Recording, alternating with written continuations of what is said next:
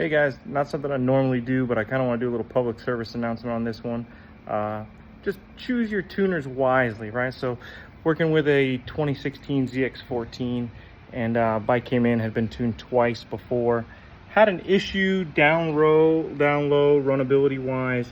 Got on the dyno, got an O2 sensor in it.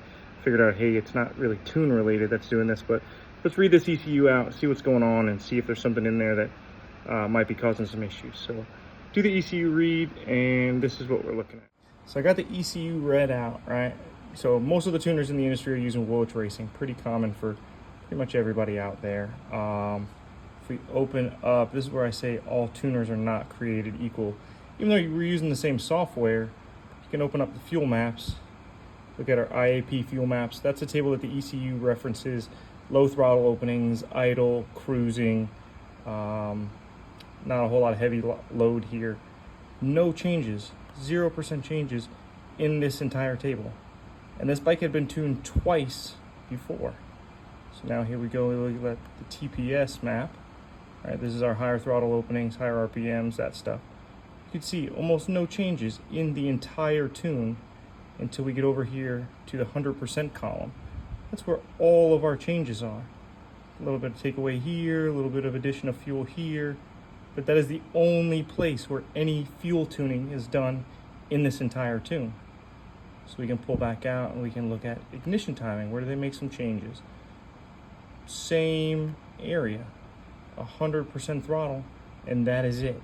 There's no changes in any timing in the entire tune except 100% throttle. Okay, let's look other places and see. Okay, secondary throttle plates. We'll go look at in our higher gears where we're making our dyno pulls. No changes anywhere except the 100% throttle column.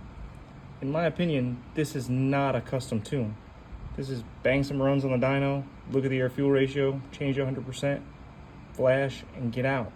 Charge the customer for a custom tune, show the big numbers on the dyno runs, and that's it. There's no tuning, in my opinion, here at all. So now we'll come back out, we'll look at a tune that we built on this ZX14, and we'll look at some of the changes. Okay, so let's get out of this tune completely. We'll go and grab our custom tune that we built. And I guess we'll start with ignition mapping.